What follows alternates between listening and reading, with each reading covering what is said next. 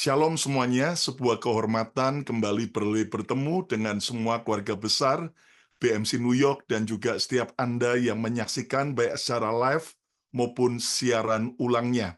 Saya percaya bahwa apapun pergumulan dan musim hidup yang sedang kita lewati, percayalah bahwa Tuhan Yesus tetap setia buat setiap kita. Dan saudara sekalian, bulan ini kita banyak belajar bahwa Tuhanlah Sang Pemberi pertumbuhan. Jelas kita semua mau mengalami pertumbuhan. Tetapi saudara sekalian, kita harus mengerti bahwa ada pertumbuhan yang baik, ada pertumbuhan yang jelek, ada pertumbuhan yang benar, ada pertumbuhan yang salah. Nah, itu sebabnya dalam pertemuan pada hari ini, saya akan sampaikan sebuah renungan dengan sebuah tema bertumbuh dengan benar. Ayo ucapkan bersama saya, bertumbuh dengan benar. Anda yang online, Anda juga boleh ketik bertumbuh dengan benar. Tahukah Anda bahwa Tuhan, kita adalah Tuhan yang mau menumbuhkan. Tetapi saudara sekalian, semua kembali kepada keputusan kita. Ingat bahwa hari-hari ini ada pertentangan ya antara dua kubu teologia dalam kehidupan orang Kristen. Yang pertama adalah yaitu teologia yang percaya tentang predestinasi, bahwa semua sudah Tuhan tetapkan dari lahir, sebelum lahir sampai nanti matinya manusia semua sudah diatur Tuhan dan sebagainya. Sementara saudara sekalian ada lagi paham yang lain, yaitu paham free will atau kehendak bebas, di mana pengajaran ini mengatakan bahwa orang Kristen itu diberikan kehendak bebas memilih apakah kita mau diselamatkan dalam Yesus ataukah tidak, kita mau menikah dengan siapa, dan kita mau melakukan kerjaan apa, dan sebagainya. Nah, saudara sekalian, kembali, jangan kita memperdebatkan dua paham teologia ini. Kenapa? Karena sekali lagi, dua-duanya sumber pengajarannya dari mana? Dari Alkitab yang sama. Sementara paham predestinasi, mereka mencomot ya sebagian ayat-ayat dari Alkitab. Tentang paham free will juga mencomot sebagian daripada isi Alkitab. Nah, dua kebenaran ini tidak boleh dibenturkan, tetapi justru ini adalah saling melengkapi. Ibarat pesawat terbang, dua sayapnya itu sangat perlu. Ibarat uang ya, ada dua sisi mata uang, dan itu memang beda gambarnya, tetapi tidak boleh dipisahkan, saling melengkapi. Jadi kalau ada yang tanya, jadi Pastor Lukas, gereja BMC ini percaya yang mana? Kedua-duanya, keseimbangan, di mana kita diberi Tuhan free will untuk bebas menentukan pilihan kita tidak diciptakan seperti robot, tetapi kita juga percaya di antara free will manusia ada yang namanya kedaulatan Tuhan, ya. Jadi kita harus melakukan yang baik, selebihnya izinkan Tuhan yang berdaulat melakukan bagiannya. Nah, jadi saudara sekalian, Tuhan ingin menumbuhkan banyak hal dalam hidup kita, tetapi keputusan kita jangan sampai kita bertumbuh hal yang jelek atau bertumbuh dalam hal yang salah, tetapi bertumbuh dengan benar. Yang mau bertumbuh dengan benar, katakan amin. Nah, kita lihat dalam Efesus pasal 4, ayat 13 sampai ayat 15, dalam surat penggembalaan Rasul Paulus kepada jemaat di Efesus, dia menuliskan kepada kita juga, sampai kita semua, ya, jadi nggak boleh sebagian, tapi kita semua orang percaya Yesus, sampai kita semua telah mencapai kesatuan iman dan pengetahuan yang benar tentang Anak Allah, tentang Yesus, lalu apa? Kedewasaan penuh dan tingkat pertumbuhan yang sesuai dengan kepenuhan Kristus. Kita harus jadi dewasa, tidak kanak-kanak rohani terus. Dengan apa buktinya? Kita harus mengalami tingkat pertumbuhan yang sesuai dengan kepenuhan Kristus. Sekarang lihat ayat yang ke-14. Sehingga kita bukan anak-anak. Ayo ucapkan, saya bukan anak-anak, ya, yang diombang-ambingkan oleh rupa-rupa angin pengajaran. Nanti si pendeta ngomong A, Kita bingung dengan pendeta B yang ngomong beda, ya kan? Tapi kita dewasa, tidak diombang-ambingkan oleh rupa-rupa agen pengajaran, oleh permainan palsu manusia dalam kelicikan mereka yang menyesatkan. Ayat 15, yuk baca bersama-sama, 1, 2, 3. Tetapi dengan teguh berpegang kepada kebenaran, di dalam kasih kita apa? Bertumbuh. Kata bersama saya, bertumbuh, ya, di dalam segala hal ke arah Dia, Kristus yang adalah kepala. Jadi kita ini harus bertumbuh dalam segala hal yang baik kemana? Ke arah Dia, ke arah Kristus. Artinya pertumbuhan kita harus makin seperti Kristus, harus makin serupa ke arah Kristus, mengembalikan segala kemuliaan dan menyenangkan dan hidup dalam perkenanan Tuhan. Nah, dari 3 ayat ini kita belajar Tuhan kita adalah Sang pemberi pertumbuhan.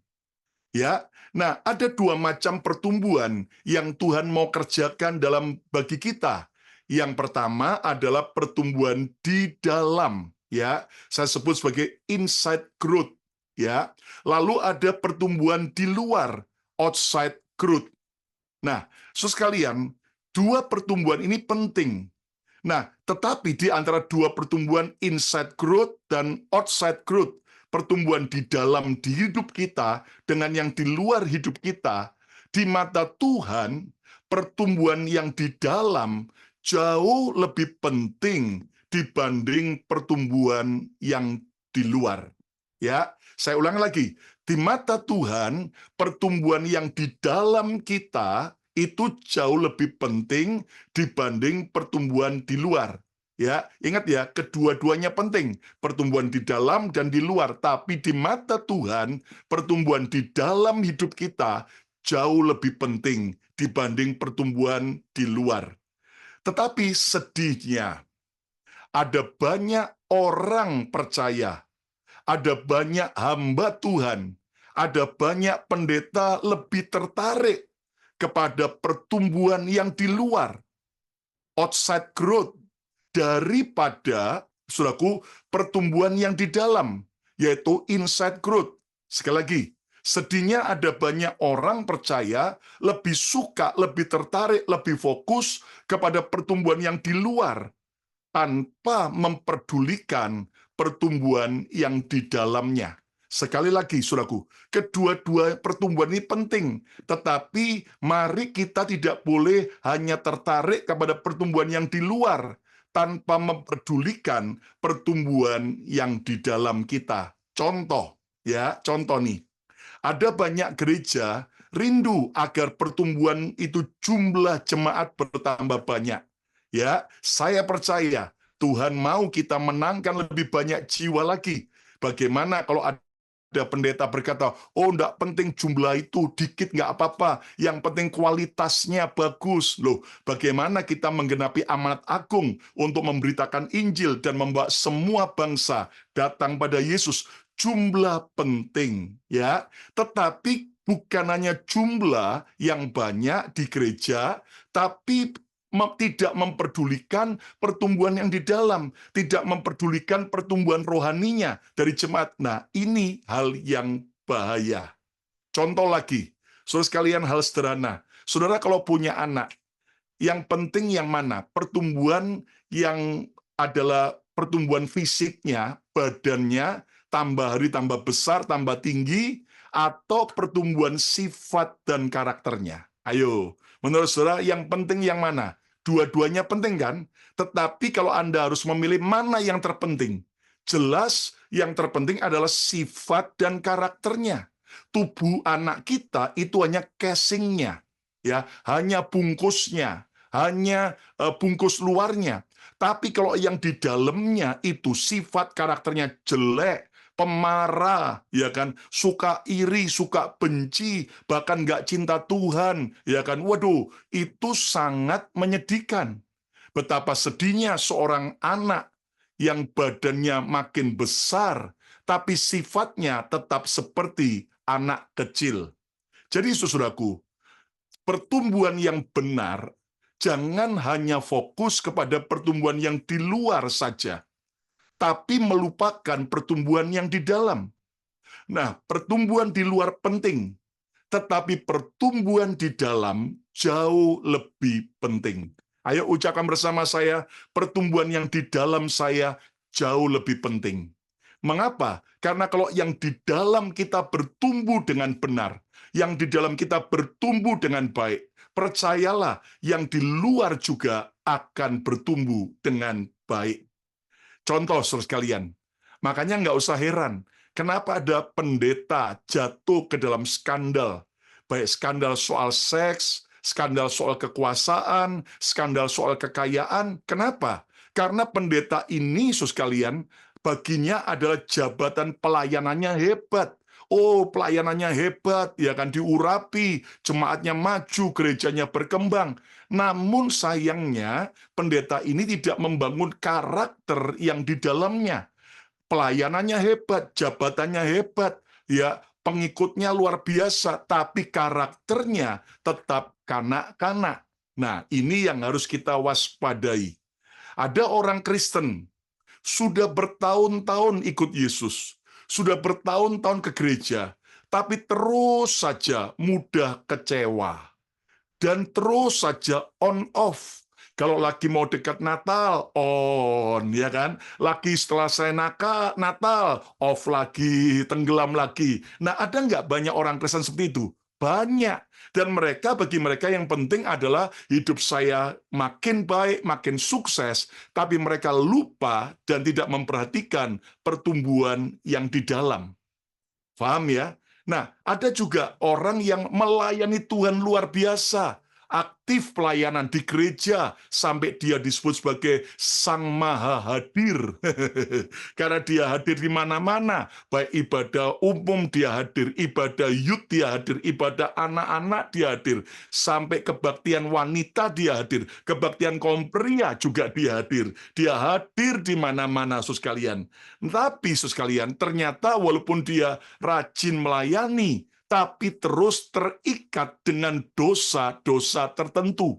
Tetap terbelenggu dengan dosa-dosa tertentu. Nah, ini kan sesuatu yang tidak bagus. Kenapa? Karena bagi dia pertumbuhan pelayanannya di luar lebih penting daripada dia harus menang atas dosanya, daripada dia harus bebas akan keterikatannya kepada perjudian, mungkin kepada pornografi, atau mungkin kepada perselingkuhan, atau kepada benci dan iri hati. Nah, jadi saudaraku, izinkan Tuhan hari ini mengajar kita agar pertumbuhan kita harus benar. Ayo kata bersama saya harus mau bertumbuh dengan benar. Ya, saya berdoa agar keluarga besar Bethany Miracle Center, baik yang di New York, Philadelphia, Colorado, bisa bertumbuh dengan benar. Nggak cuma hanya jumlah tambah banyak, tetapi pertumbuhan yang di dalam ini loh, yang juga harus kita perhatikan. Yang mengerti, katakan amin. Nah, hari ini kita akan belajar pertumbuhan ke dalam yang benar yang harus kita alami itu apa? Saya mau bagikan 3 pertumbuhan yang benar. Yang pertama adalah pertumbuhan iman jauh lebih penting daripada berkat dan mujizat.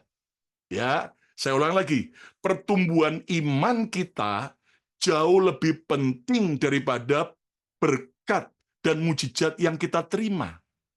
Nah, ingat saudaraku, berkat dan mujizat itu adalah pertumbuhan yang di luar kita. Tetapi pertumbuhan iman kita adalah pertumbuhan yang di dalam.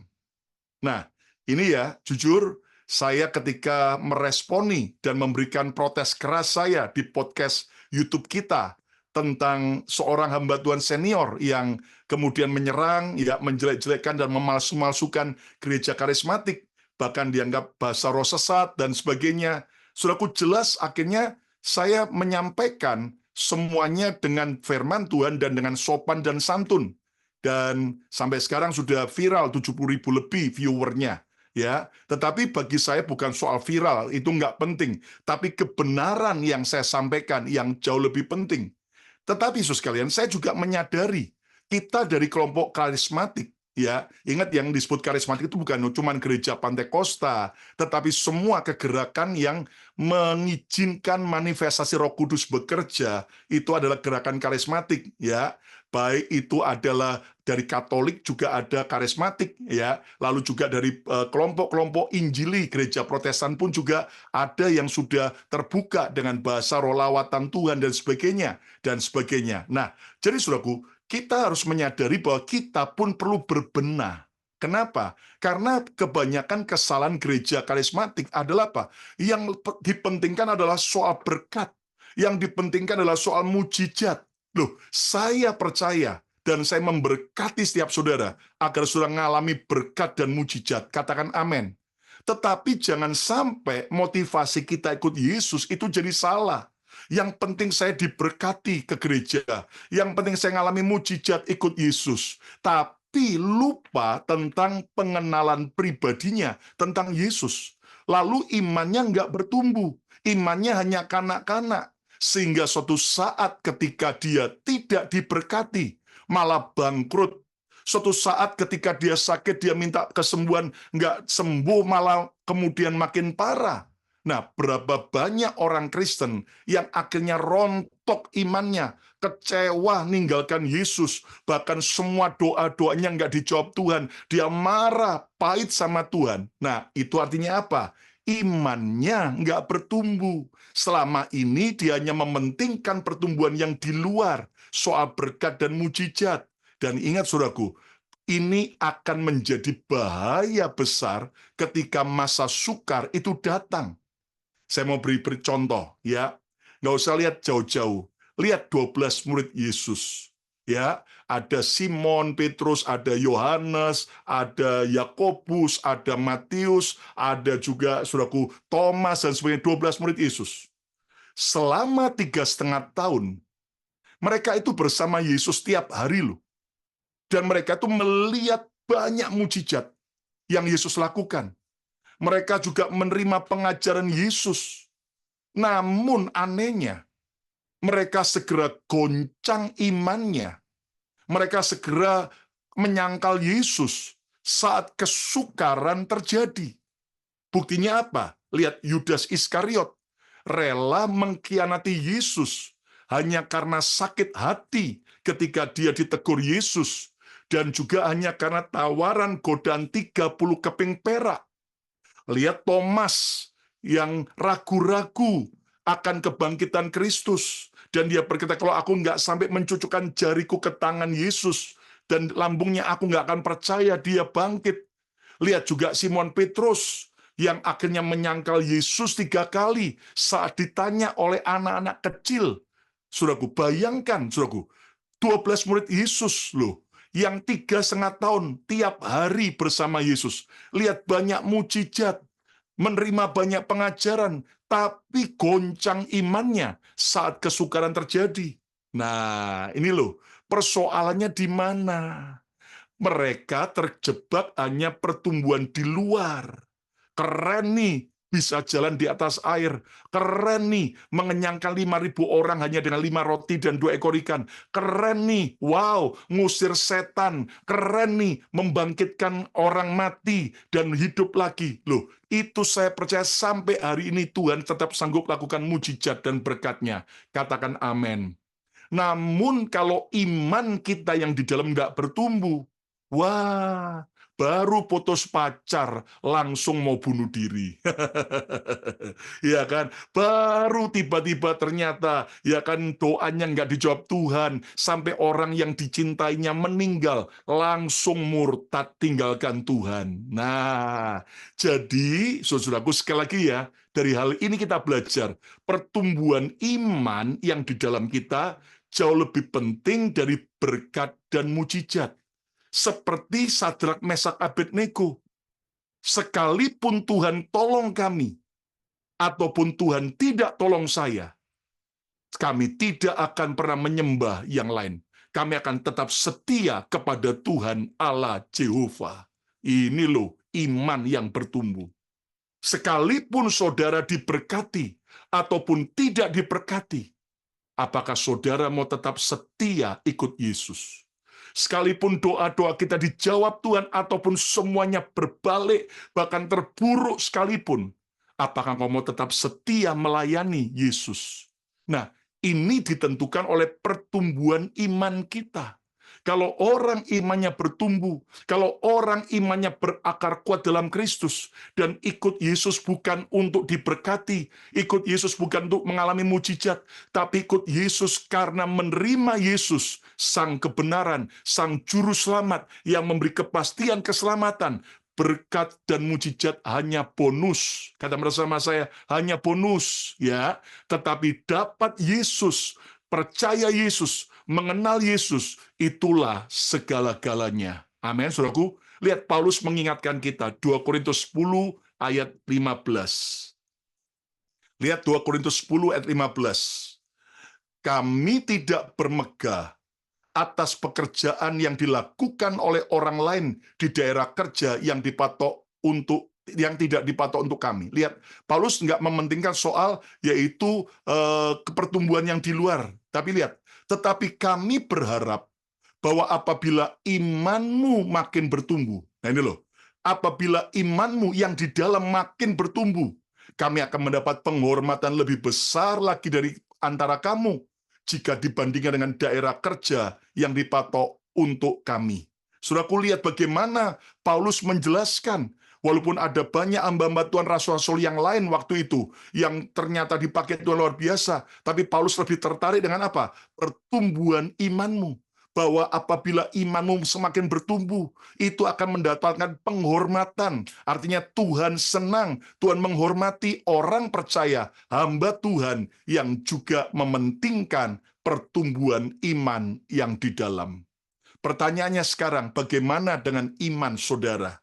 Apakah sudah benar-benar dewasa dalam Kristus, berakar kuat, hanya gara-gara kita sakit panu, doa minta kesembuhan, nggak sembuh-sembuh, lalu nggak ke gereja. Itu kan kanak-kanak, betul nggak? Doa minta kerjaan rame, kerjaan malah bangkrut, lalu kemudian marah dan kecewa dan tidak ke gereja. Itu kan kanak-kanak. Diberkati atau tidak, kita tetap setia dan cinta Yesus. Itulah Kristen yang dewasa, yang setuju tepuk tangan yang meriah bagi Tuhan Yesus. Amin. Nah, bagaimana cara iman bertumbuh? Alkitab mengajar 3 hal, konsisten menyelidiki kebenaran Alkitab. Makanya jangan cuma hanya asal dengar khotbah, tapi mendengar khotbah. Beda ya, menyimak khotbah. Jangan cuma hanya asal baca Alkitab, tapi selidiki Alkitab. Mau lebih dalam mengenal. Lalu tegar melewati masa sukar. Karena hanya saat kita lewati penderitaan saja, maka iman kita bisa bertumbuh. Kenapa? Karena beban itu akan membuat otot kita makin kuat dan kekar dan berkembang. Sama, iman kita juga saat lewati masa sukar, makin kuat dan makin kuat dalam Tuhan. Lalu mau digembalakan dengan baik, kita harus mau digembalakan ya dalam sebuah gereja lokal, sehingga saudara akhirnya bisa diukur pertumbuhan iman saudara dengan baik. Nah, jadi saudaraku, mari kita belajar. Yang pertama, pertumbuhan yang benar di dalam adalah pertumbuhan iman kita. Lebih penting daripada sekedar berkat dan sekedar yaitu mujizat. Sekali lagi, saya mendoakan supaya setiap saudara dapat berkat, supaya Anda mengalami mujizat, tetapi lebih daripada itu, biar iman kita dalam Kristus makin bertumbuh dengan kuat. Amin. Saya menjumpai ada hamba-hamba Tuhan, ada anak-anak Tuhan, walaupun keadaan mereka seperti dalam kitab Habakuk, semua sudah terhalau, sudah. Lembu kandang sudah nggak ada lagi kandang, nggak ada binatangnya. Semua hasil panen mengecewakan, tapi mereka tetap beria-ria, setia sama Tuhan. Nggak pernah kecewa sama Tuhan. Kenapa? Karena iman mereka bertumbuh dengan kuat. Saya rindu sebagai gembala, saya rindu agar semua kita benar-benar bisa bertumbuh dewasa dalam iman. Saat orang lain kecewa dan meninggalkan Tuhan, saudara tetap teguh sampai akhir. Saat semua doa-doa kita tidak dijawab Tuhan, percayalah Tuhan Yesus tetap baik dan kita tetap setia, karena Dia sudah menyediakan yang jauh lebih baik dari yang kita doakan dan pikirkan. Katakan amin. Bahkan saat semua yang kita sudah planning gagal, hancur, berantakan, apakah kita tetap berkata, God, you're so good. Tuhan, Engkau sangat baik. I love you, Jesus. Kenapa? Karena kita cinta Yesus karena pribadinya, bukan karena mujizat dan berkatnya. Amin.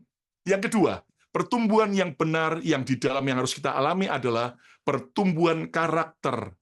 Jauh lebih penting ya daripada prestasi dan pencapaian. Saudara, sedihnya banyak orang mementingkan prestasi, mementingkan pencapaian. Bahkan ya kita seringkali mementingkan pengurapan, walaupun pengurapan itu sangat penting. Tetapi pertumbuhan yang di dalam pertumbuhan karakter ini jangan sampai saudara dan saya abaikan. Kenapa? Karena pertumbuhan karakter ini bukan sebuah proses yang sebentar. Saya ulang lagi, pertumbuhan karakter kita untuk menjadi seperti karakter Kristus, bertumbuh ke arah Yesus tadi katanya, ya, bertumbuh ke arah Kristus, makin serupa dengan Kristus. Itu adalah sebuah proses perjalanan jatuh bangun. Tapi percayalah, kalau kita disertai Tuhan, Roh Kudus menolong kita, dan kita mau, Tuhan yang memampukan kita. Amin. Tanya sama keluarga Anda, apakah saya udah makin seperti Yesus? Atau jangan sampai mereka berkata, Allah, papa, mama, kayak makin seperti setan, ya kan? Apakah kita sudah makin seperti Kristus, ataukah kita justru semakin seperti dunia? Nah, Simon Petrus, setelah dia dipenuhi Roh Kudus, bayangin, hebat sekali khotbah, 3.000 orang bertobat. Wow, itu kan doa saya dan doa kita satu hari akan terjadi. Amin. Bahkan sekalian Simon Petrus itu sampai, saudaraku, bayang-bayangnya kena orang sakit sembuh, ya kan? Orang lumpuh berjalan dan mengalami banyak mujizat. Namun ternyata karakter munafik Simon Petrus, karakter pengecutnya, karakter penakutnya, itu tetap sama, belum bertumbuh. Sehingga kalau Anda baca dalam kitab Galatia, itu Rasul Paulus menegur ya dengan keras tentang siapa? Tentang kemunafikan daripada Simon Petrus, di mana ditegur oleh Rasul Paulus karena ternyata Simon Petrus ini masih munafik.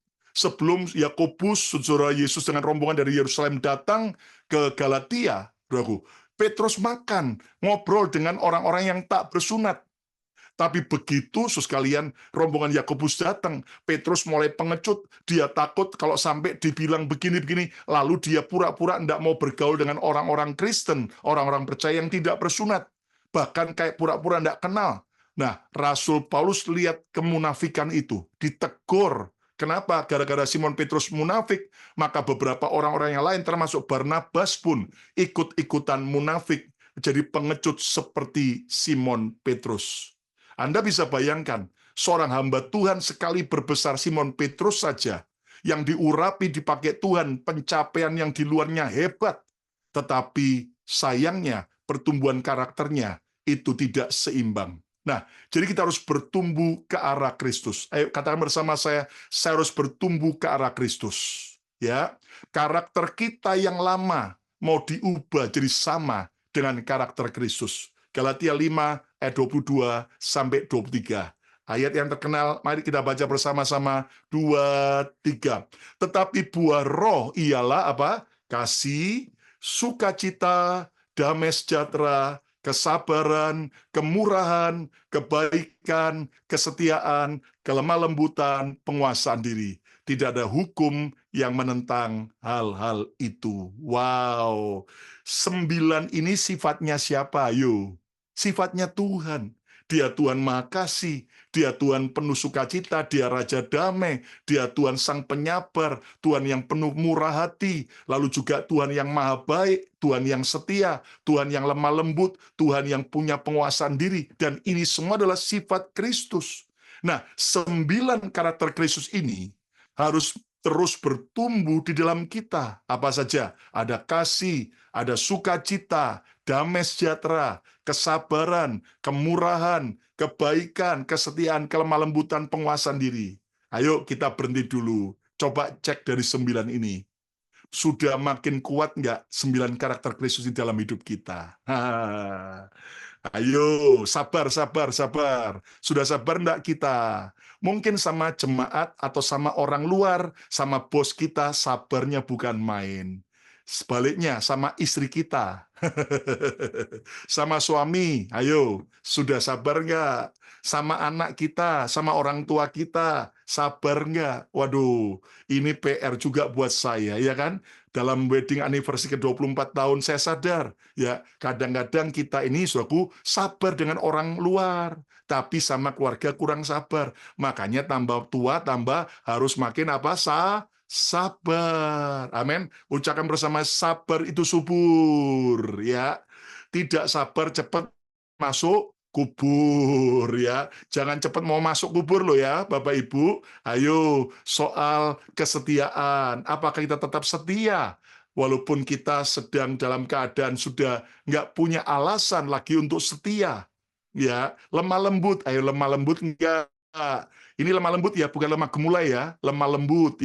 Ya, jangan lemah gemulai ya. Lemah lembut itu artinya apa? Hatinya mudah tersentuh, hatinya mudah bertobat, hatinya mau ditegur, hatinya mau belajar. Ayo, suami-suami, kalau istri sudah ngasih nasihat, marah apa enggak? Ayo istri-istri, kalau suami ngasih masukan, hatinya lemah lembut atau ya marah, keras hati, ya singa yang mau bertobat atau singa betina yang galak, ya kan? Nah, 9 ini harus ada dalam hidup kita.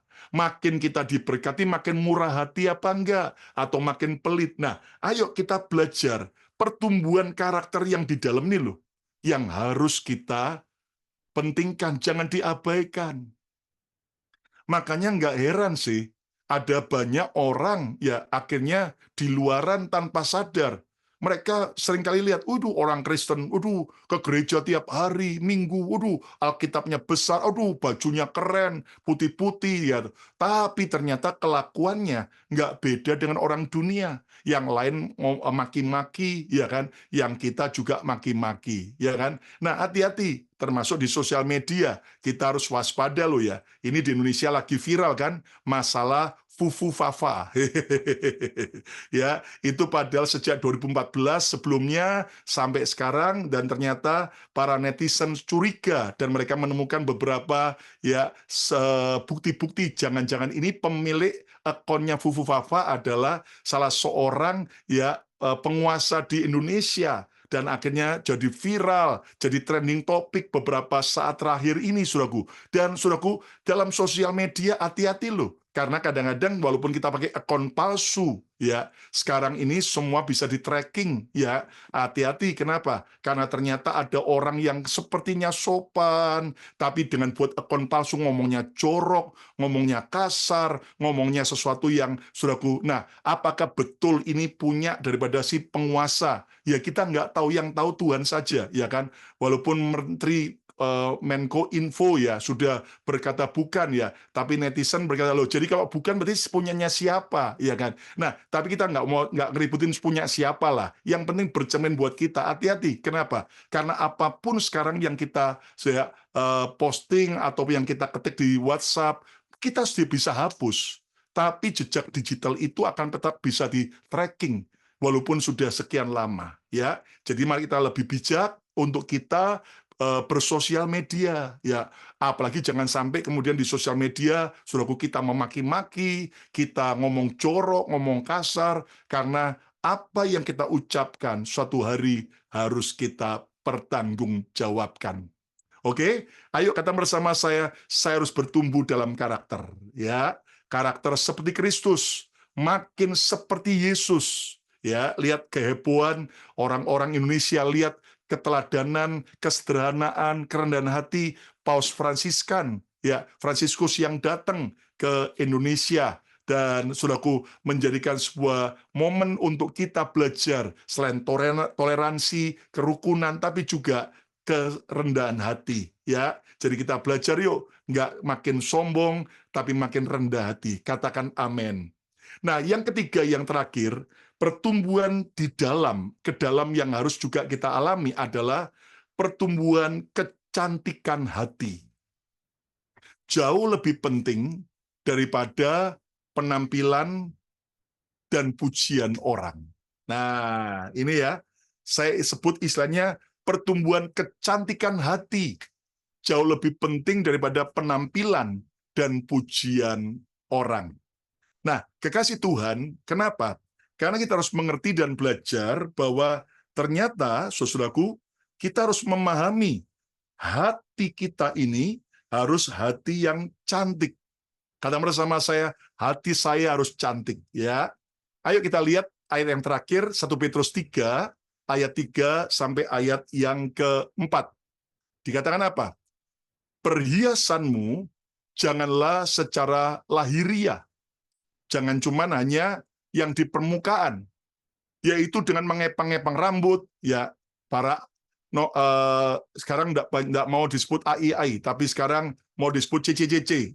Para CCCC sampai ke salon di blow up, ya kan, disanggul dan sebagainya, sampai jambulnya tinggi, sampai anti badai, nggak apa-apa sih ya. Tapi lihat, perhiasanmu janganlah secara lahiriah, yang di luar saja, yaitu dengan mengepang-ngepang rambut, memakai perhiasan emas, atau dengan mengenakan pakaian yang indah-indah, sekarang barang-barang branded, Eropa dan sebagainya, ya kan, luar angkasa, ya nggak salah. Tetapi lihat ayat yang keempat, tetapi perhiasanmu ialah manusia batinia yang tersembunyi. Nah, ini adalah apa? Kecantikan hati, ketulusan hati, kemurnian hati, ya, hati yang baik, hati emas, ya. Tetapi perhiasanmu ialah manusia batinia yang tersembunyi dengan perhiasan yang tidak binasa, yang berasal dari roh yang lemah lembut dan tentram, yang sangat berharga di mata Allah. Lihat, sesuatu yang sangat berharga di mata Tuhan, yaitu apa? Kecantikan yang di dalam hati kita. Kekasih Tuhan, ingat, Yesus berkata bahwa apa yang menajiskan adalah bukan apa yang dari luar masuk ke dalam mulut kita, tapi apa yang keluar dari hati kita, itu yang bisa menajiskan orang. Nah, maukah kita check up hati kita? Bukan sekedar check up kesehatan jantung kita, ya, tetapi bagaimana dengan hati kita? Dalam pengertian adalah pikiran, perasaan, kehendak, dan kemauan kita, jiwa kita. Apakah hati kita sudah seperti emas? Hati kita bersih daripada semua kebencian, kepahitan. Apakah hati kita cantik? Kenapa? Karena perkataan kita, tindakan kita boleh memuliakan Tuhan. Apakah hati kita sudah betul-betul penuh dengan cinta Tuhan, sehingga saat orang berbuat jahat pun kita bisa membalas dengan kebaikan? Apakah hati kita sudah cantik, di mana sampai orang melihat bahwa kita adalah orang yang berbeda? Kenapa? Karena hati kita memancarkan sebuah pancaran kasih, pancaran sukacita, pancaran semua yang namanya pengharapan. Di tengah-tengah semua yang lain mengeluh, apakah kita tetap bisa bersyukur? Di tengah yang lain semuanya penuh dengan caci maki, apakah kita tetap bisa berkata Tuhan itu baik? Nah, ayo kita belajar supaya ada kecantikan hati kita. Dan hati ini harus dijaga, tapi juga harus diisi dengan semua barang-barang yang penting, yang berharga bernilai, yaitu apa? Semua kebaikan Tuhan, semua hal-hal yang baik. Ingat, hati kita seperti komputer. Apa yang kita download, itu yang akan kita bisa tampilkan. Hati kita harus dijaga dengan baik. Delete semua, ya, masukkan ke trash semua, itu file-file yang jelek, semua yang namanya kebencian, iri hati, ya, jealous, cemburu, semua kepahitan, ayo masukkan ke trash, lalu juga buat trash Anda empty, ya, sehingga Anda benar-benar hanya mengisi dengan file yang baik, berkenan di hadapan Tuhan. Yang mau katakan amin. Kesimpulannya, kejarlah pertumbuhan di dalam, lebih daripada hanya sekedar pertumbuhan di luar. Ya, dan apa pertumbuhan yang benar ke dalam yang harus kita alami? 3 hal. Yang pertama, pertumbuhan iman jauh lebih penting daripada berkat dan mujizat. Yang kedua, pertumbuhan karakter jauh lebih penting daripada prestasi dan pencapaian. Dan yang ketiga, pertumbuhan kecantikan hati jauh lebih penting daripada penampilan dan pujian orang. Ingat bahwa penampilan kita, pujian orang, itu hanya yang di luar, hanya casingnya. Tapi kecantikan yang di hati, itu adalah sesuatu yang sungguh harus kita terus tumbuhkan. Dan izinkan Tuhan menumbuhkan baik iman kita, baik karakter Kristus, dan juga kecantikan hati, sehingga nama Yesus akan dipermuliakan.